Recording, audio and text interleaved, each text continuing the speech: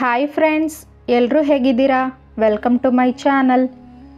ಸನಾತನ ಧರ್ಮದಲ್ಲಿ ಪುನರ್ಜನ್ಮದ ತತ್ವವು ಅತ್ಯಂತ ಗೂಢ ಮತ್ತು ರಹಸ್ಯಮಯವಾಗಿದೆ. ಶ್ರೀಕೃಷ್ಣ ಅರ್ಜುನನಿಗೆ ಸ್ಪಷ್ಟವಾಗಿ ಹೇಳುತ್ತಾರೆ, ಜನ್ಮ ಪಡೆದವನು ಮೃತಪಟ್ಟೇ ತೀರುವನು. ಹಾಗೆಯೇ ಮೃತಪಟ್ಟ ವ್ಯಕ್ತಿಯ ಪುನರ್ಜನ್ಮವು ಖಚಿತವಾಗಿದೆ. ಆದರೆ ಒಂದು ಗಂಭೀರ ಪ್ರಶ್ನೆ ಉದ್ಭವಿಸುತ್ತದೆ. ಏಕೆಂದರೆ ಪುನರ್ಜನ್ಮ ಒಂದೇ ಕುಟುಂಬದಲ್ಲಿ ಸಾಧ್ಯವೇ? ಆತ್ಮ ತನ್ನ ಅಪೂರ್ಣ ಕರ್ಮಗಳನ್ನು ಪೂರೈಸಲು ತನ್ನದೇ ವಂಶದಲ್ಲಿ ಪುನಃ ಹುಟ್ಟುತ್ತದೆಯೇ? ಪಾಪ ಅಥವಾ ಪುಣ್ಯದ ಫಲವಾಗಿ ಆತ್ಮ ಮರಳಿ ತನ್ನ ಕುಲಕ್ಕೆ ಬರುತ್ತದೆಯೇ? ಈ ವಿಡಿಯೋ ಮೂಲಕ ನಾವು ಮಹಾಭಾರತ ಯುಗದಿಂದ ಸಂಪರ್ಕ ಹೊಂದಿರುವ ಈ ಆಧ್ಯಾತ್ಮಿಕ ರಹಸ್ಯವನ್ನು ವಿವರಿಸುತ್ತೇವೆ. ಆದ್ದರಿಂದ ಇದನ್ನು ಸಂಪೂರ್ಣ ಗಮನದಿಂದ ನೋಡಿ. ಈ ವಿಡಿಯೋಗೆ ಲೈಕ್ ಮಾಡಿ, ಕಮೆಂಟ್ನಲ್ಲಿ ಜೈ ಶ್ರೀಕೃಷ್ಣ ಎಂದು ಬರೆಯುವ ಮೂಲಕ ಭಗವಂತನಿಗೆ ಕೃತಜ್ಞತೆ ಸಲ್ಲಿಸಿ. ಮಹಾಭಾರತ ಯುದ್ಧ ಮುಕ್ತಾಯಗೊಂಡಿತ್ತು. ಯುಧಿಷ್ಠಿರ ಹಸ್ತಿನಾಪುರದ ರಾಜ್ಯಭಾರವನ್ನು ಹೊತ್ತಿದ್ದರು. ಪಾಂಡವರು ತಮ್ಮ ಸಂಪೂರ್ಣ ಶಕ್ತಿಯಿಂದ ರಾಜ್ಯವನ್ನು ಧರ್ಮ ಮಾರ್ಗದಲ್ಲಿ ನಡೆಸಲು ಪ್ರಯತ್ನಿಸಿದರು. ಆದರೆ ಅವರ ಮನಸ್ಸಿನಲ್ಲಿ ಇನ್ನೂ ಆಧ್ಯಾತ್ಮಿಕ ಪ್ರಶ್ನೆಗಳಿದ್ದವು. ಯುದ್ಧದಲ್ಲಿ ಅವರು ತಮ್ಮ ಕುಟುಂಬದ ಹಲವಾರು ಸದಸ್ಯರನ್ನು ಕಳೆದುಕೊಂಡಿದ್ದರು. ಭೀಷ್ಮ ಪಿತಾಮಹ, ಅಭಿಮನ್ಯು, ದ್ರೋಣಾಚಾರ್ಯ, ಕರ್ಣ ಮತ್ತು ಶ್ರೀಕೃಷ್ಣನ ಇಚ್ಛೆಯಿಂದ ಕೌರವರ ವಂಶ ನಾಶವಾಗಿತ್ತು. ಈ ಘಟನೆಯನ್ನೆಲ್ಲ ಕಂಡು ಯುಧಿಷ್ಠಿರರ ಮನದಲ್ಲಿ ಆಳವಾದ ಕುತೂಹಲ ಮೂಡಿತು. ಒಂದು ದಿನ ಅವರು ತಮ್ಮ ಸಹೋದರರಾದ ಭೀಮ, ಅರ್ಜುನ, ನಕುಲ ಮತ್ತು ಸಹದೇವರೊಂದಿಗೆ ಮಹರ್ಷಿ ವೇದವ್ಯಾಸರ ಆಶ್ರಮಕ್ಕೆ ತೆರಳಿದರು. ಭಕ್ತಿಯಿಂದ ಮಹರ್ಷಿಗಳ ಪಾದಗಳಿಗೆ ವಂದಿಸಿ ತಮ್ಮ ಶಂಕೆಯನ್ನು ವ್ಯಕ್ತಪಡಿಸಿದರು. ಯುಧಿಷ್ಠಿರರು ಹೇಳಿದರು, ಗುರುದೇವ, ನೀವು ನಮಗೆ ಧರ್ಮ, ಕರ್ಮ ಮತ್ತು ಪುನರ್ಜನ್ಮದ ಬಗ್ಗೆ ಉಪದೇಶ ನೀಡಿದ್ದೀರಾ. ಆದರೆ ನನ್ನ ಮನಸ್ಸನ್ನು ಕಾಡುತ್ತಿರುವ ಒಂದು ಪ್ರಶ್ನೆ ಇದೆ. ಪುನರ್ಜನ್ಮ ಒಂದೇ ಕುಟುಂಬದಲ್ಲಿ ಸಾಧ್ಯವೇ? ಆತ್ಮ ತನ್ನದೇ ವಂಶದಲ್ಲಿ ಪುನಃ ಹುಟ್ಟುತ್ತದೆಯೇ? ಮಹರ್ಷಿ ವೇದವ್ಯಾಸರು ಯುಧಿಷ್ಠಿರರನ್ನು ಆಳವಾಗಿ ನೋಡಿದರು. ಅವರು ಅರಿತಿದ್ದರು, ಯುಧಿಷ್ಠಿರರು ಸಾಮಾನ್ಯ ಮನುಷ್ಯರಲ್ಲ, ಸ್ವತಃ ಧರ್ಮರಾಜನ ಅಂಶಾವತಾರ. ಅವರ ಹೃದಯ ಸದಾ ಸತ್ಯದ ಮಾರ್ಗದಲ್ಲಿತ್ತು. ಮಹರ್ಷಿ ವೇದವ್ಯಾಸರು ಗಂಭೀರ ಸ್ವರದಲ್ಲಿ ಮಾತನಾಡಿದರು, ಧರ್ಮರಾಜ, ಈ ಪ್ರಶ್ನೆ ಸುಲಭವಾಗಿ ತೋರುತ್ತದೆ, ಆದರೆ ಇದು ಅತಿ ಗಂಭೀರ ಮತ್ತು ರಹಸ್ಯಮಯವಾಗಿದೆ. ಪುನರ್ಜನ್ಮದ ನಿಯಮಗಳು ಅಚಲ, ಆದರೆ ಕೆಲವೊಮ್ಮೆ ವಿಶೇಷ ಸಂದರ್ಭಗಳಲ್ಲಿ ಆತ್ಮವು ತನ್ನದೇ ಕುಲದಲ್ಲಿ ಪುನಃ ಜನ್ಮ ಪಡೆಯಬಹುದು. ಇದು ಅದೆಷ್ಟು ಸಾಧ್ಯವೋ ಅಂದರೆ ಆ ಆತ್ಮ ತನ್ನ ಅಪೂರ್ಣ ಕರ್ಮಗಳನ್ನು ಮುಗಿಸಲು ಬೇಕಾದ ಶಕ್ತಿಯನ್ನು ತಮ್ಮದೇ ಕುಟುಂಬದಿಂದ ಪಡೆದುಕೊಳ್ಳಬೇಕಾಗುತ್ತದೆ. ಇಲ್ಲವೇ ತನ್ನ ಹಿಂದಿನ ಜನ್ಮದಲ್ಲಿ ಮಾಡಿದ್ದ ಪ್ರತಿಜ್ಞೆ ಅಥವಾ ಶಾಪದ ಕಾರಣದಿಂದ ಅದೇ ವಂಶದಲ್ಲಿ ಮರಳಿ ಹುಟ್ಟಬಹುದು. ಯುಧಿಷ್ಠಿರರು ಮತ್ತು ಅವರ ಸಹೋದರರು ಗಮನದಿಂದ ಕೇಳುತ್ತಿದ್ದರು. ಮಹರ್ಷಿ ವೇದವ್ಯಾಸರು ಮುಂದುವರೆಸಿ, ಪುನರ್ಜನ್ಮದ ಮುಖ್ಯ ಕಾರಣಗಳಿವೆ. ಪ್ರಾರಬ್ಧ ಕರ್ಮ, ಹಿಂದಿನ ಜನ್ಮದಲ್ಲಿ ಮಾಡಿದ ಕರ್ಮಗಳು ಮುಂದಿನ ಜನ್ಮದಲ್ಲಿ ಫಲ ನೀಡಲೇಬೇಕು. ಸಂಸ್ಕಾರಗಳ ಪ್ರಭಾವ, ಆತ್ಮದ ಗಾಢವಾದ ಅಪೂರ್ಣ ಭಾವನೆಗಳು ಅದನ್ನು ಪುನಃ ಅದೇ ವಾತಾವರಣಕ್ಕೆ ಆಕರ್ಷಿಸುತ್ತವೆ. ಋಣಾನುಬಂಧ, ಆತ್ಮ ಒಂದು ಕುಟುಂಬದೊಂದಿಗೆ ಬಲವಾದ ಸಂಬಂಧ ಹೊಂದಿದ್ದರೆ ಅದು ಮತ್ತೆ ಅದೇ ವಂಶದಲ್ಲಿ ಹುಟ್ಟಬಹುದು. ಈ ಸಂಬಂಧ ಪ್ರೀತಿ, ದ್ವೇಷ, ಪಾಪ ಅಥವಾ ಪುಣ್ಯದ ರೂಪದಲ್ಲಿರಬಹುದು. ಯುಧಿಷ್ಠಿರರು ಮತ್ತೊಂದು ಪ್ರಶ್ನೆ ಕೇಳಿದರು, ಗುರುದೇವ, ಇದಕ್ಕೆ ಸ್ಪಷ್ಟ ಉದಾಹರಣೆ ಇದೆಯಾ? ಯಾವುದಾದರೂ ಆತ್ಮ ತನ್ನದೇ ಕುಲದಲ್ಲಿ ಹುಟ್ಟಿರುವ ಘಟನೆ ಇದೆಯಾ? ಮಹರ್ಷಿ ವೇದವ್ಯಾಸರು ಮುಗುಳ್ನಕ್ಕರು ಮತ್ತು ಉತ್ತರಿಸಿದರು, ಹೌದು. ನಾನು ನಿಮಗೆ ಪುನರ್ಜನ್ಮದ ಒಂದು ಅದ್ಭುತ ಘಟನೆ ಹೇಳಲಿದ್ದೇನೆ. ಇದು ಸ್ವತಃ ಶ್ರೀಕೃಷ್ಣನ ಕಾಲದಲ್ಲಿ ನಡೆದಿತ್ತು. ಈ ಕತೆ ದ್ವಾರಕೆಯ ಒಬ್ಬ ಬ್ರಾಹ್ಮಣ ಮತ್ತು ಅರ್ಜುನನ ಪ್ರತಿಜ್ಞೆಯೊಂದಿಗೆ ಸಂಬಂಧಿಸಿದೆ. ಇದರಲ್ಲಿ ಪುನರ್ಜನ್ಮದ ಒಂದು ಗೂಢ ನಿಯಮದ ಉದಾಹರಣೆ ಕಾಣಬಹುದು. ಇದನ್ನು ಕೇಳುತ್ತಿದ್ದಂತೆ ಪಾಂಡವರ ಕುತೂಹಲ ಇನ್ನಷ್ಟು ಹೆಚ್ಚಾಯಿತು. ಮಹರ್ಷಿ ವೇದವ್ಯಾಸರು ಪ್ರಾಚೀನ ಕಥೆಯನ್ನು ಪ್ರಾರಂಭಿಸಿದರು. ಮಹಾಭಾರತ ಯುದ್ಧದ ಕೆಲವು ವರ್ಷಗಳ ನಂತರ ಶ್ರೀಕೃಷ್ಣ ದ್ವಾರಕೆಯಲ್ಲಿ ರಾಜ್ಯಭಾರ ನಡೆಸುತ್ತಿದ್ದರು. ದ್ವಾರಕೆಯ ಬ್ರಾಹ್ಮಣನ ಮತ್ತು ಅರ್ಜುನನ ಪ್ರತಿಜ್ಞೆಯ ಸಂಪೂರ್ಣ ಕಥೆಯನ್ನು ಕಾಲಚಕ್ರ ನಿರಂತರವಾಗಿ ತಿರುಗುತ್ತಲೇ ಇರುತ್ತದೆ. ಜನ್ಮ ಮತ್ತು ಮರಣದ ಆಟ ಸದಾ ನಡೆಯುತ್ತಿರುತ್ತದೆ. ಆದರೆ ಕೆಲವು ಆತ್ಮಗಳು ವಿಶೇಷ ಕಾರಣಗಳಿಂದ ಪುನಃ ಪುನಃ ಜನ್ಮ ತಾಳುವಾಗ ಅದು ಒಂದು ರಹಸ್ಯವಾಗುತ್ತದೆ. ಈ ಘಟನೆ ಆಗಿದ್ದಾಗ ಭಗವಾನ್ ಶ್ರೀಕೃಷ್ಣ ದ್ವಾರಕೆಯಲ್ಲಿ ಅರಮನೆಯಲ್ಲಿ ವಾಸಿಸುತ್ತಿದ್ದರು. ದ್ವಾರಕೆಯು ಸಮುದ್ರದ ಮಧ್ಯದಲ್ಲಿ ತಲೆ ಎತ್ತಿದ್ದ ದಿವ್ಯ ನಗರಿಯಾಗಿತ್ತು. ಅಲ್ಲಿಂದ ಧರ್ಮ ಮತ್ತು ಸತ್ಯದ ಪರಿಪಾಲನೆಯ ಆದರ್ಶವನ್ನು ಸ್ಥಾಪಿಸಲಾಗಿತ್ತು. ಶ್ರೀಕೃಷ್ಣ ಅವರು ತಮ್ಮ ಭಕ್ತರಿಗೆ ಆಶೀರ್ವಾದ ನೀಡುತ್ತಿದ್ದರು. ಶ್ರೀಕೃಷ್ಣರು ನ್ಯಾಯವನ್ನು ನಿರ್ವಹಿಸುತ್ತಾ ಜಗತ್ತಿನ ಕಲ್ಯಾಣಕ್ಕಾಗಿ ತಮ್ಮ ಕಾರ್ಯವನ್ನು ನಿರ್ವಹಿಸುತ್ತಿದ್ದರು. ಒಂದು ದಿನ ದ್ವಾರಕೆಯ ಅರಮನೆಯ ದ್ವಾರದ ಬಳಿ ಒಬ್ಬ ಬ್ರಾಹ್ಮಣ ಬಂದು ನಿಂತ. ಆತನ ಶರೀರ ಅತಿ ಹೆಚ್ಚು ದುಃಖಪೂರ್ಣ ಸ್ಥಿತಿಯಲ್ಲಿತ್ತು. ಮುಖದಲ್ಲಿ ಆಳವಾದ ಯಾತನೆಯ ಗುರುತುಗಳು ಕಾಣಿಸಿಕೊಂಡು ಕಣ್ಣೀರಿನ ಧಾರೆಯೇ ಹರಿದುಕೊಂಡು ಹೋಯಿತು. ಆ ಬ್ರಾಹ್ಮಣನು ಭಗವಾನ್ ಶ್ರೀಕೃಷ್ಣರ ಬಳಿಗೆ ರೋದಿಸುತ್ತಾ ಬಂದನು.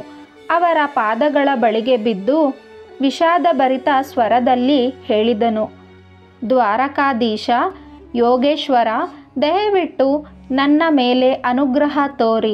ನನ್ನ ದುಃಖವನ್ನು ಕೇಳಿ. ನಾನು ಧರ್ಮನಿಷ್ಠ ಬ್ರಾಹ್ಮಣನಾಗಿದ್ದೇನೆ. ನನ್ನ ಜೀವನ ಪೂರ್ತಿ ಸತ್ಯ ಮತ್ತು ಅಹಿಂಸೆಯನ್ನು ಪಾಲಿಸಿದ್ದೇನೆ. ನಾನು ಯಾವತ್ತೂ ಯಾರಿಗೂ ಅನ್ಯಾಯ ಮಾಡಿಲ್ಲ. ಆದರೆ ಇತ್ತೀಚೆಗೆ ನಾನು ಒಂದು ಅಪಾರ ದುರದೃಷ್ಟಕ್ಕೆ ಒಳಗಾಗಿದ್ದೇನೆ. ಇದರಿಂದ ಪಾರಾಗುವ ಮಾರ್ಗವೇ ನನಗೆ ಕಾಣುತ್ತಿಲ್ಲ. ಶ್ರೀಕೃಷ್ಣರು ಪ್ರೇಮಭರಿತವಾಗಿ ಆ ಬ್ರಾಹ್ಮಣನನ್ನು ಎಬ್ಬಿಸಿದರು ಮತ್ತು ಹೇಳಿದರು, ಶಾಂತವಾಗು. ನೀನು ಮನಸ್ಸಿನಲ್ಲಿ ಹಿಡಿದಿಟ್ಟಿರುವ ನೋವು ಏನು ಎಂದು ಕೇಳಿದರು. ಬ್ರಾಹ್ಮಣನು ಕಣ್ಣೀರನ್ನು ಒರೆಸಿಕೊಂಡು ನಡುಗುವ ಶಬ್ದದಲ್ಲಿ ಹೇಳಿದರು, ಮಾಧವ, ನನ್ನ ಹೆಗಲಿನ ಶಾಪ ಏನು?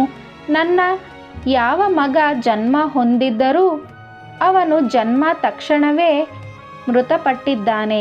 ಇದು ಈಗಾಗಲೇ 5ನೇ ಬಾರಿಗೆ ಸಂಭವಿಸುತ್ತಿದೆ. ನಾನು ತಂದೆಯಾಗಿ ನನ್ನ ಮಗನನ್ನು ಹುಟ್ಟುತ್ತಿದ್ದಂತೆಯೇ ಮೃತಪಟ್ಟಿದ್ದುದನ್ನು ನನ್ನ ಕಣ್ಣುಗಳಲ್ಲಿ ನೋಡಬೇಕಾದ ದುಃಖ ನನಗೆ ತಪ್ಪುತ್ತಿಲ್ಲ. ಇದು ನನ್ನ ಹಿಂದಿನ ಜನ್ಮದ ಪಾಪಗಳ ಫಲವೇ? ನನ್ನ ಆತ್ಮ ಯಾವುದೋ ಶಾಪಕ್ಕೆ ಸಿಕ್ಕಿದೆ. ಏಕೆ ನನ್ನ ಮಕ್ಕಳು ಈ ಭೂಮಿಗೆ ಬಂದ ಕೂಡಲೇ ಮರಳಿ ಹೋಗುತ್ತಾರೆ? ಬ್ರಾಹ್ಮಣನ ಈ ದುಃಖಕರ ಕಥೆಯನ್ನು ಕೇಳಿ ದ್ವಾರಕೆಯಲ್ಲಿ ದೊಡ್ಡ ಸಂಚಲನ ಮೂಡಿತು. ಅಲ್ಲಿದ್ದ ಎಲ್ಲ ನಾಗರಿಕರು ಬ್ರಾಹ್ಮಣ ನೋವನ್ನು ನೋಡಿ ಕಳವಳಗೊಂಡರು. ಜನರು ಪರಸ್ಪರ ಚರ್ಚೆ ಮಾಡತೊಡಗಿದರು. ಈ ಬ್ರಾಹ್ಮಣನು ಯಾವುದೋ ಶಾಪಿತ ಕುಲದಿಂದ ಬಂದವನ? ಇದೋ ದೇವರ ಯಾವುದೋ ವಿಶಿಷ್ಟ ಲೀಲೆಯ? ಅಥವಾ ಯಾವುದೋ ಋಷಿ ಅಥವಾ ದೇವತೆ ಇವನಿಗೆ ಶಾಪ ಕೊಟ್ಟಿದ್ದಾರಾ? ಅಲ್ಲಿದ್ದ ಎಲ್ಲರೂ ಚಿಂತಿಸುತ್ತಿದ್ದರು.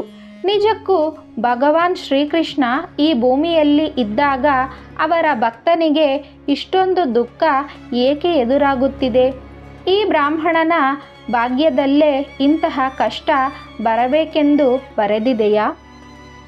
ಆ ಬ್ರಾಹ್ಮಣ ಅತ್ಯಂತ ದುಃಖಿತನಾಗಿ ಆತನ ಹೃದಯ ದುಃಖದಿಂದ ತುಂಬಿ ಆಕ್ರೋಶದಲ್ಲಿ ಹೇಳಿದರು, ಯಾದವ ಶ್ರೇಷ್ಠ, ನೀವೆಂದರೆ ಸ್ವಯಂ ನಾರಾಯಣನ ಅವತಾರ. ನೀವೇ ತ್ರಿಕಾಲಜ್ಞ, ಜಗತ್ತಿನ ಪಾಲಕ. ಆದರೆ ನೀವು ನನ್ನ ದುಃಖವನ್ನು ನೋಡಿ ಮೌನವಾಗಿರುವಿರಿ. ಮಾಧವ, ನೀವು ನನ್ನ ಮಗನನ್ನು ಮರಳಿ ತರುತ್ತೀರಾ? ಇಲ್ಲವಾದರೆ ನಾನು ದ್ವಾರಕೆಗೆ ಶಾಪ ನೀಡುತ್ತೇನೆ. ಇದರಿಂದ ಇನ್ನು ಮುಂದೆ ಇಲ್ಲಿ ಯಾರೊಬ್ಬರಿಗೂ ಪುತ್ರ ಜನ್ಮವಾಗದು. ಬ್ರಾಹ್ಮಣನ ಈ ಕೋಪಭರಿತ ಮಾತುಗಳನ್ನು ಕೇಳಿ ಅಲ್ಲಿದ್ದ ಎಲ್ಲರೂ ಭಯಗೊಂಡರು. ಅದೇ ಸಮಯದಲ್ಲಿ ಪಾಂಡವರಲ್ಲಿ ಶ್ರೇಷ್ಠನಾದ ಗಾಂಡೀವಧಾರಿ ಅರ್ಜುನನು ಅಲ್ಲಿ ಇದ್ದರು. ಬ್ರಾಹ್ಮಣನ ದುಃಖವನ್ನು ಕೇಳಿ ಅವರು ಸ್ವತಃ ಮುಂದೆ ಬಂದು ಪ್ರತಿಜ್ಞೆ ಮಾಡಿದರು. ಬ್ರಾಹ್ಮಣ, ನೀವು ದುಃಖ ಪಡುವ ಅಗತ್ಯವಿಲ್ಲ.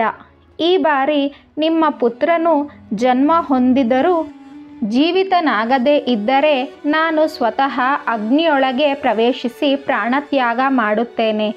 ಅರ್ಜುನನು ಈ ಮಹಾಪ್ರತಿಜ್ಞೆ ಮಾಡಿದಾಗ ಶ್ರೀಕೃಷ್ಣರ ಮುಖದಲ್ಲಿ ಒಂದು ರಹಸ್ಯಭರಿತ ಮುಗುಳ್ನಗೆ ಕಣ್ಣಿಗೆ ಬಿತ್ತು. ಅವರ ದೃಷ್ಟಿಯಲ್ಲಿ ಒಂದು ದಿವ್ಯ ತೇಜಸ್ಸು ಹೊಳೆಯಿತು. ಅವರು ಮುಂದೆ ನಡೆಯಲಿರುವ ಘಟನೆಯ ಕುರಿತು ಈಗಾಗಲೇ ಅರಿವಾಗಿದ್ದರು. ಅರ್ಜುನನು ಬ್ರಾಹ್ಮಣನತ್ತ ತಿರುಗಿ ಹೇಳಿದರು, ಬ್ರಾಹ್ಮಣ, ಈ ಬಾರಿ ನಿಮ್ಮ ಮಗನು ಜನ್ಮ ಹೊಂದಿದಾಗ ತಕ್ಷಣ ನನ್ನನ್ನು ಕರೆಯಿರಿ. ನಾನು ಸ್ವತಃ ನನ್ನ ದಿವ್ಯ ಶಕ್ತಿಗಳಿಂದ ನಾನು ನಿಮ್ಮ ಮಗನನ್ನು ರಕ್ಷಿಸುತ್ತೇನೆ.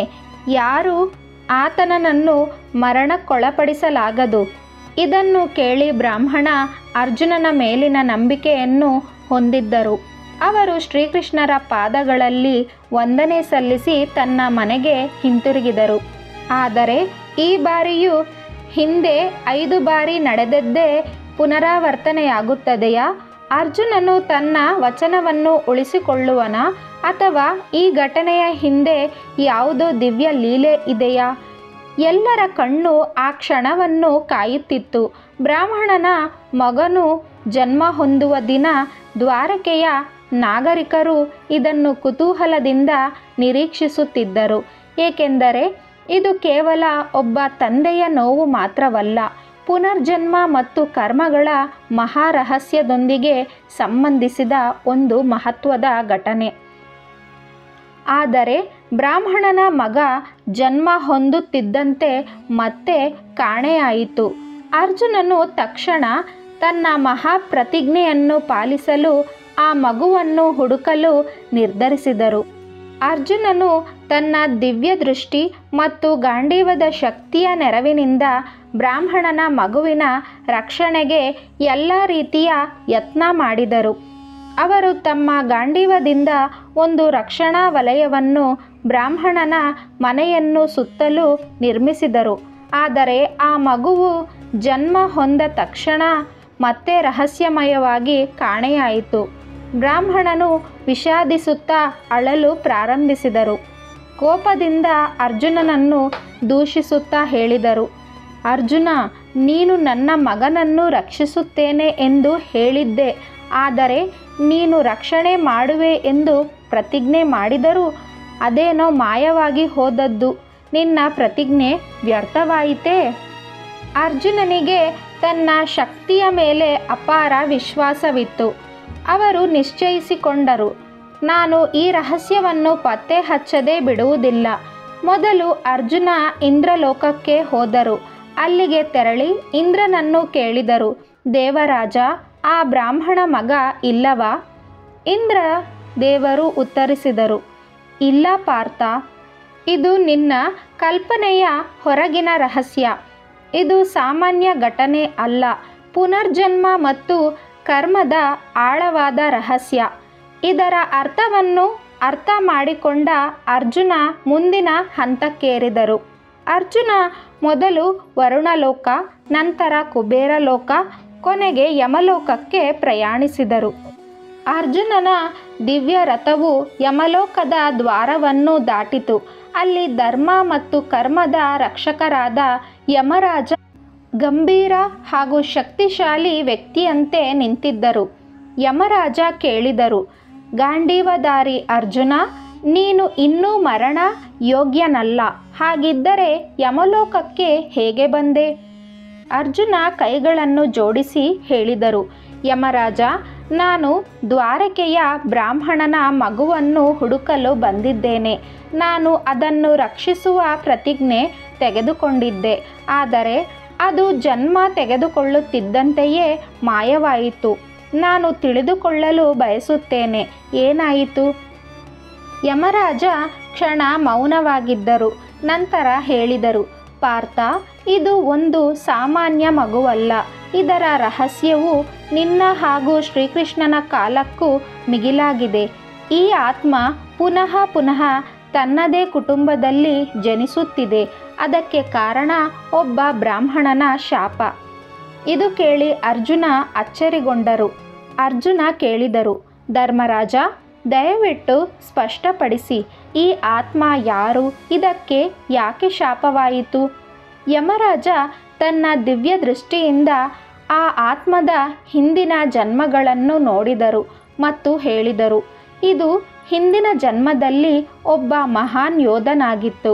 ದ್ವಾಪರ ಯುಗಕ್ಕೆ ಮುಂಚೆ ತ್ರೇತಾಯುಗದಲ್ಲಿಯೂ ಈ ಆತ್ಮ ಜನ್ಮ ಪಡೆದಿತ್ತು. ಇದು ರಾಜ ನಳನ ಪುತ್ರನಾಗಿ ಜನಿಸಿತ್ತು. ಆದರೆ ತನ್ನ ಅಹಂಕಾರ ಮತ್ತು ಅನ್ಯಾಯದಿಂದಾಗಿ ಒಬ್ಬ ಬ್ರಾಹ್ಮಣನ ಶಾಪದಿಂದ ಪುನಃ ಪುನಃ ಸಾವನ್ನು ಅನುಭವಿಸಬೇಕಾಯಿತು. ಅರ್ಜುನ ಅದನ್ನು ಕೇಳಿ ಆಶ್ಚರ್ಯಚಕಿತನಾದರು. ಹಾಗಾದರೆ ಈ ಆತ್ಮ ತನ್ನ ಪೂರ್ವ ಕರ್ಮಗಳ ಫಲವಾಗಿ ಪ್ರತಿ ಜನ್ಮದಲ್ಲೂ ಇದೇ ಕುಟುಂಬದಲ್ಲಿ ಹುಟ್ಟುತ್ತಾ ಇದೆಯಾ? ಹೌದು. ಆ ಬ್ರಾಹ್ಮಣನು ಈ ಆತ್ಮಕ್ಕೆ ಶಾಪ ನೀಡಿದರು, ನೀನು ಪ್ರತಿ ಜನ್ಮದಲ್ಲೂ ಇದೇ ರೀತಿಯ ನೋವನ್ನು ಅನುಭವಿಸಬೇಕಾಗುತ್ತದೆ. ಈ ಆತ್ಮ ತನ್ನದೇ ಕುಟುಂಬದಲ್ಲಿ ಪುನಃ ಪುನಃ ಹುಟ್ಟುತ್ತಲೇ ಇರುತ್ತದೆ. ಆದರೆ ಪ್ರತಿಯೊಂದು ಜನ್ಮದಲ್ಲೂ ಅದು ಹುಟ್ಟಿದ ತಕ್ಷಣವೇ ಮೃತ್ಯುವಿಗೆ ತುತ್ತಾಗುವುದು. ಈ ಶಾಪದಿಂದ ಅದನ್ನು ಒಬ್ಬ ಮಹಾನ್ ಯೋಧ ಅಥವಾ ದಿವ್ಯ ಪುರುಷ ಮಾತ್ರ ಮುಕ್ತಿಗೊಳಿಸಬಲ್ಲ. ಅರ್ಜುನ ಈ ರಹಸ್ಯವನ್ನು ಈಗ ಅರ್ಥ ಮಾಡಿಕೊಂಡರು. ಅರ್ಜುನ ಕೇಳಿದರು, ಈ ಆತ್ಮ ಒಬ್ಬ ಬ್ರಾಹ್ಮಣನ ಶಾಪದಿಂದ ಈ ಚಕ್ರದಲ್ಲಿ ಸಿಕ್ಕಿ ಹಾಕಿಕೊಂಡಿದೆಯಾದರೆ ಅದನ್ನು ಮುಕ್ತಿಗೊಳಿಸುವ ಮಾರ್ಗವೇನು? ಯಮರಾಜ ಉತ್ತರಿಸಿದರು, ಈ ಚಕ್ರವನ್ನು ಒಬ್ಬರೇ ಮುರಿದು ಹಾಕಬಲ್ಲರು. ಅವರು ಸ್ವಯಂ ಶ್ರೀಕೃಷ್ಣ. ಅವರು ನಾರಾಯಣನ ಸ್ವರೂಪ.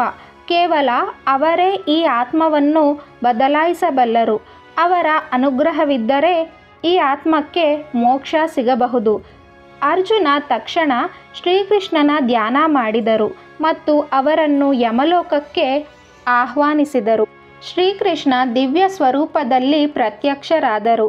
ಶ್ರೀಕೃಷ್ಣ ಮುಗುಳ್ನಗುತ್ತಾ ಹೇಳಿದರು, ಪಾರ್ಥ, ಈ ಆತ್ಮ ತನ್ನದೇ ಕರ್ಮಗಳ ಜಾಲದಲ್ಲಿ ಸಿಕ್ಕಿ ಹಾಕಿಕೊಂಡಿತ್ತು. ಆದರೆ ಈಗ ಈ ಚಕ್ರವನ್ನು ಮುಕ್ತಿಗೊಳಿಸಲು ಸಮಯವಾಗಿದೆ. ಆಗ ಶ್ರೀಕೃಷ್ಣ ತಮ್ಮ ದಿವ್ಯ ಸುದರ್ಶನ ಚಕ್ರದಿಂದ ಆ ಆತ್ಮದ ಬಂಧನವನ್ನು ಕಡಿದರು. ಯಮರಾಜ ಹೇಳಿದರು, ಈಗ ಈ ಆತ್ಮ ಪುನರ್ಜನ್ಮ ಪಡೆಯುವುದಿಲ್ಲ. ಇದರ ಕರ್ಮಚಕ್ರ ಮುಕ್ತವಾಗಿದೆ. ಅರ್ಜುನ, ಈ ಆತ್ಮವನ್ನು ಮೋಕ್ಷಕ್ಕೆ ಕೊಂಡೊಯ್ಯುವಲ್ಲಿ ನೀನು ಮಹತ್ವದ ಪಾತ್ರ ವಹಿಸಿದ್ದೀಯ. ಶ್ರೀಕೃಷ್ಣ ಮತ್ತು ಅರ್ಜುನ ಬ್ರಾಹ್ಮಣನ ಮಗನನ್ನು ಪುನಃ ಜೀವಂತಗೊಳಿಸಿದರು ಮತ್ತು ಅವನನ್ನು ದ್ವಾರಕೆಗೆ ಕರೆದುಕೊಂಡು ಹೋಗಿ ಆತನ ತಂದೆ ತಾಯಿಗಳಿಗೆ ಕೊಟ್ಟರು. ಬ್ರಾಹ್ಮಣನು ತನ್ನ ಮಗನನ್ನು ಜೀವಂತವಾಗಿ ಕಂಡಾಗ ಆತನು ಆಶ್ಚರ್ಯ ಮತ್ತು ಆನಂದದಿಂದ ತುಂಬಿಬಿಟ್ಟರು. ಅವರು ಶ್ರೀಕೃಷ್ಣ ಮತ್ತು ಅರ್ಜುನನಿಗೆ ಕೃತಜ್ಞತಾಪೂರ್ವಕ ವಂದನೆ ಸಲ್ಲಿಸಿದರು. ಅರ್ಜುನ ಈಗ ಸಂಪೂರ್ಣವಾಗಿ ಅರ್ಥ ಮಾಡಿಕೊಂಡರು. ಕರ್ಮ, ಪುನರ್ಜನ್ಮ ಮತ್ತು ಶಾಪಗಳ ರಹಸ್ಯ ಅತಿ ದೊಡ್ಡದು. ಇದು ಕೇವಲ ಒಂದು ಜನ್ಮದ ಆಟವಲ್ಲ. ಆತ್ಮ ತನ್ನ ಕರ್ಮಗಳಿಂದ ಮುಕ್ತಿಯಾಗುವವರೆಗೂ ಈ ಯಾನ ಮುಂದುವರಿಯುತ್ತದೆ. ಆಗ ಶ್ರೀಕೃಷ್ಣ ಅರ್ಜುನನೊಡನೆ ಹೇಳಿದರು, ಪಾರ್ಥ, ಈ ಘಟನೆ ನಿನಗೆ ಮಹತ್ವದ ಪಾಠ ಕಲಿಸಲು ಸಂಭವಿಸಿದೆ. ಆತ್ಮ ತನ್ನ ಕರ್ಮದ ಪ್ರಕಾರ ಜನ್ಮ ಪಡೆಯುತ್ತದೆ. ಆದರೆ ಸತ್ಯ ಮತ್ತು ಧರ್ಮದ ಮಾರ್ಗದಲ್ಲಿ ನಡೆಯುವವರು ಮೋಕ್ಷವನ್ನು ಹೊಂದುತ್ತಾರೆ. ಕೇಶವ, ಈಗ ನನಗೆ ಪುನರ್ಜನ್ಮ ಮತ್ತು ಕರ್ಮಗಳ ಅತಿದೊಡ್ಡ ರಹಸ್ಯ ಅರಿವಾಗಿದೆ. ಸತ್ಯ ಮತ್ತು ಧರ್ಮವೇ ಆತ್ಮದ ಮುಕ್ತಿಗೆ ಮಾರ್ಗ. ಮಹರ್ಷಿ ವೇದವ್ಯಾಸರು ಹೇಳಿದರು, ಧರ್ಮರಾಜ, ಈ ಘಟನೆ ಪುನರ್ಜನ್ಮದ ಸತ್ಯವನ್ನು ಸಾಬೀತುಪಡಿಸುತ್ತದೆ. ಗುರುದೇವ, ಈಗ ನನ್ನ ಎಲ್ಲ ಸಂಶಯಗಳಿಗೆ ಪರಿಹಾರ ಸಿಕ್ಕಿದೆ. ಪುನರ್ಜನ್ಮದ ರಹಸ್ಯ ಅದ್ಭುತವೂ ಆಳವಾದದ್ದು ಆಗಿದೆ. ಆದರೆ ಧರ್ಮವೇ ಇದರ ಏಕೈಕ ಪರಿಹಾರ. ಮಿತ್ರರೇ, ಈ ಕಥೆಯಿಂದ ನಮಗೆ ಸ್ಪಷ್ಟವಾಗುವುದು ಏನೆಂದರೆ, ಆತ್ಮದ ಕರ್ಮಗಳು ಒಂದು ನಿರ್ದಿಷ್ಟ ಕುಟುಂಬ ಅಥವಾ ವಂಶದೊಂದಿಗೆ ಬದ್ಧವಾಗಿದ್ದರೆ ಪುನರ್ಜನ್ಮ ಕೂಡ ಅದೇ ಕುಟುಂಬದಲ್ಲಿ ಸಂಭವಿಸಬಹುದು. ಯಾರು ಎಲ್ಲಿ ಯಾವಾಗ ಜನ್ಮ ಪಡೆಯುತ್ತಾರೋ ಎಂಬುದು ಕೇವಲ ಪರಮಾತ್ಮನಿಗೆ ಮಾತ್ರ ಗೊತ್ತು. ಆದರೆ ಶಾಸ್ತ್ರಗಳಲ್ಲಿ ಪುನರ್ಜನ್ಮದ ಈ ತತ್ವವನ್ನು ಬೆಂಬಲಿಸುವ ಅನೇಕ ಉದಾಹರಣೆಗಳಿವೆ. ಈ ವಿಡಿಯೋ ನಿಮಗೆ ಇಷ್ಟ ಆಗಿದ್ದರೆ ವಿಡಿಯೋನ ಲೈಕ್ ಮಾಡಿ, ಶೇರ್ ಮಾಡಿ, ನಮ್ಮ ಚಾನಲ್ನ ಸಬ್ಸ್ಕ್ರೈಬ್ ಮಾಡ್ಕೊಳ್ಳಿ. Thank you for watching.